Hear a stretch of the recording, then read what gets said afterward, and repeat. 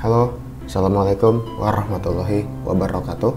Selamat pagi anak-anak hebat, sahabat referensi belajar. Bagaimana kabar anak-anak? Semoga kalian semua selalu sehat, tetap ceria, dan juga tetap semangat. Pagi hari ini kita masih belajar di tema yang keempat, masuk ke subtema yang kedua, pembelajaran yang pertama. Namun anak-anak seperti biasa, sebelum kita memulai aktivitas pada pagi hari ini, ada baiknya berdoa terlebih dahulu agar pembelajaran pada pagi hari ini dapat berjalan dengan lancar, materi yang kita pelajari dapat mudah anak-anak pahami. Anak-anak juga jangan lupa ya, sarapan terlebih dahulu agar badan selalu fit dan tetap bugar.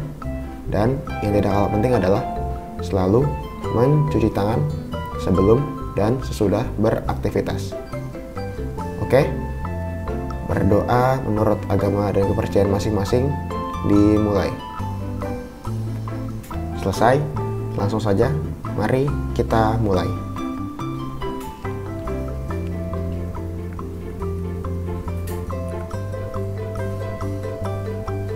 Mengapa orang harus bekerja? Apakah manfaat yang diperoleh dari pekerjaan itu? Setiap orang memiliki tujuan saat bekerja. Banyak yang memiliki tujuan mulia saat memilih suatu pekerjaan. Pernahkah kamu bertemu dengan seseorang yang bekerja untuk kepentingan orang lain? Kamu akan belajar tentang hal tersebut melalui cerita pendek berikut ini. Ya, kita masuk ke inti pelajaran bahasa Indonesia, yaitu pekerjaan di sekitarku.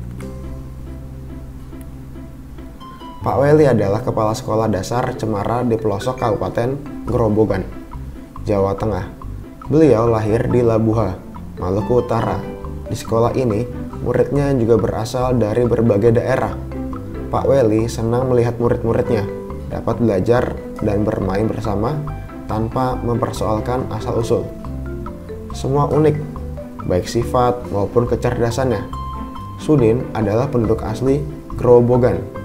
Ia seorang anak yang suka membaca, percaya diri, dan pandai berpidato.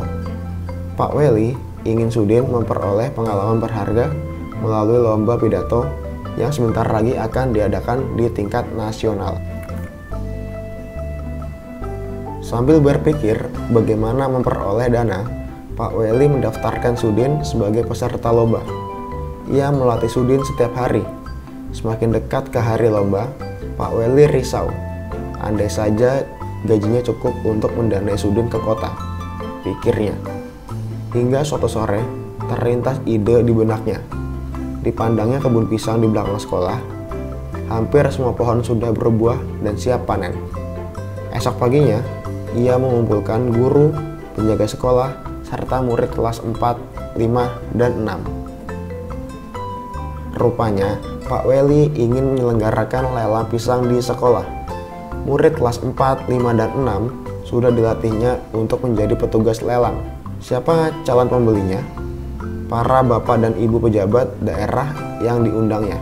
Sebelum lelang dimulai, ia sampaikan bahwa dana hasil lelang akan digunakan untuk mengirim Sudin mengikuti lomba pidato di kota. Para pejabat kagum dan terharu menyaksikan usaha Pak Weli, sang kepala sekolah dari timur negeri. Tekad serta usaha mendukung kemajuan muridnya sungguh menyentuh hati. Dalam sekejap, pisang habis dilelang. Dana yang terkumpul lebih dari cukup untuk memberangkatkan Sudin. Didampingi Pak Seto, guru kelasnya, Sudin pun berangkat ke kota. Sudin berhasil mempersembahkan piala juara pertama lomba pidato untuk sekolahnya. Tak sia-sia usaha Pak Weli dan seluruh warga sekolah. Oke ya, setelah anak-anak membaca teks bacaan tadi, sekarang anak-anak silakan jawab pertanyaan berikut ini. Kerjakan di buku tulis anak-anak masing-masing. Oke, sekarang kita masuk ke pelajaran IPS ya. Pekerjaan ayahku. Indonesia adalah negara kepulauan yang sebagian besar wilayahnya adalah perairan. Oleh sebab itu, Indonesia dikenal juga sebagai negara maritim. Nah, karena kondisi geografisnya tersebut dan juga kekayaan biota laut yang ada di dalamnya, banyak masyarakat Indonesia di pesisir pantai yang bekerja sebagai nelayan. Meskipun memiliki kekayaan sumber daya alam dari lautnya, namun para nelayan harus tetap memperhatikan kelestariannya ketika menangkap ikan di laut dengan menghindari penggunaan alat dan bahan yang berbahaya untuk lingkungan. Ya, ini merupakan peta bahwasanya Indonesia merupakan negara maritim ya.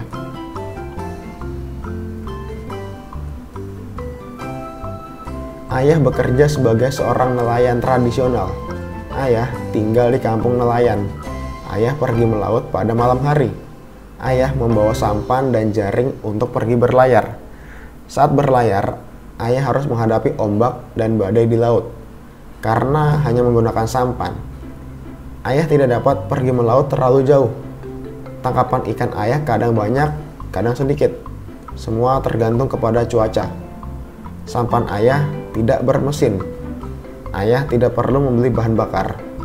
Pada umumnya, para nelayan berangkat melaut pada sore hari atau malam hari. Kemudian, baru pada pagi hari, mereka pulang dengan membawa tangkapan ikan dan hasil laut. Ketika malam hari, angin bertiup dari darat ke laut, atau kita sebut dengan angin darat. Sehingga nelayan tradisional pergi melaut pada malam hari. Ketika siang hari, angin bertiup dari laut ke darat, atau kita sebut dengan angin laut. Sehingga para nelayan tradisional pulang pada siang hari. Aku mendengar sekarang ada nelayan modern. Kapalnya lebih besar dengan menggunakan bantuan mesin sehingga tidak mudah terguncang ombak. Kapal ini menggunakan mesin sehingga memerlukan bahan bakar. Banyak pemilik kapal tidak memperdulikan penggunaan bahan bakar. Ada yang boros sehingga mencemari lingkungan perairan. Mereka bisa berlayar ke laut lepas sehingga tangkapan ikannya banyak. Alat penangkap ikan mereka berupa jaring dan juga radar yang bisa mendeteksi kumpulan ikan. Bahkan ada juga yang menggunakan bom. Nah, ini adalah contoh ilustrasi tentang gambaran angin darat dan juga angin laut.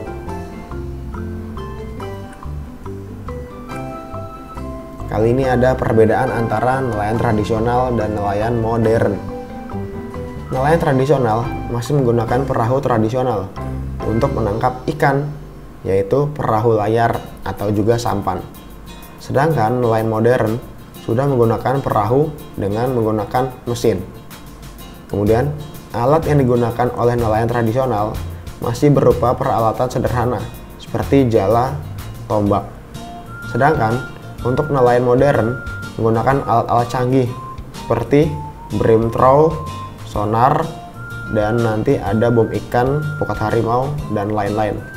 Lalu juga dari penggunaan alat ini, hasil tangkapannya pun kadang-kadang berbeda ya. Nelayan tradisional dengan alat seadanya mendapatkan hasil yang kurang banyak dibandingkan nelayan modern yang alatnya sudah canggih dan menghasilkan ikan yang cukup banyak. Perlu anak-anak ketahui, selain dapat mempercepat penangkapan ikan dengan alat seperti setrum, pukat harimau, dan bom ikan, ternyata memiliki efek samping yang negatif ya terhadap keseimbangan ekosistem laut.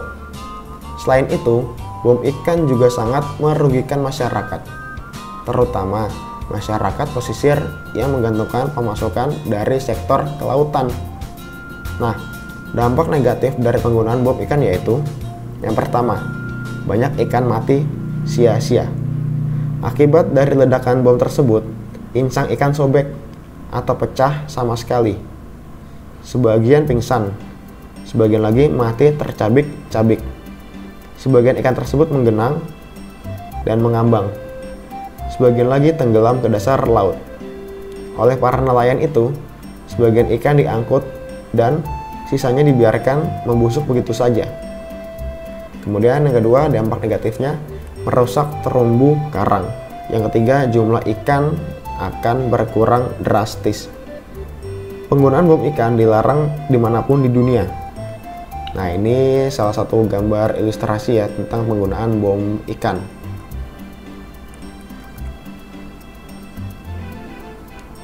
Kemudian, apa itu pukat harimau? Pukat harimau yaitu semacam trawl ya dalam bahasa Inggris, atau kantong yang dioperasikan dengan cara ditarik pada jarak yang panjang.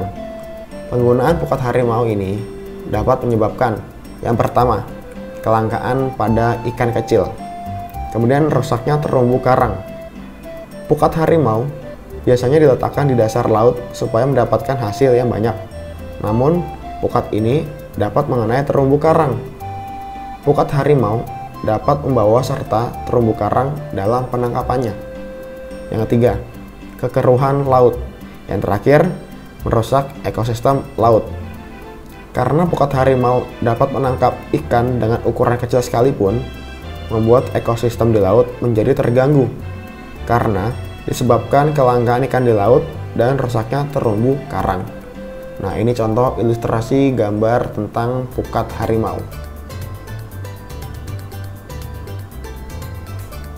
Nah, anak-anak setelah tadi membahas tentang nelayan, anak-anak tahu nggak bagaimana proses ikan yang dari laut hingga anak-anak dapat mengkonsumsinya dengan baik?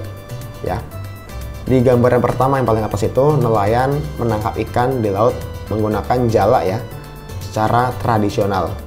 Kemudian setelah itu nelayan pulang, kemudian menjualnya ke pelelangan ikan. Nah, dari pelelangan ikan dijual lagi ke pasar-pasar ya. Ikan-ikan tersebut dimasukkan ke dalam drum atau tempat ikan ya untuk dibawa ke pasar menggunakan mobil box. Para pedagang pasar menjualnya lagi ke konsumen ya, dengan harga yang bervariasi tergantung jenis ikannya. Setelah konsumen membeli ikan tersebut dapat diolah tergantung keinginan dari konsumen, ingin menggoreng atau membakar atau mengukus ya, dan lain-lain. Dan yang terakhir, kita dapat mengkonsumsinya atau dapat menikmatinya dengan lezat.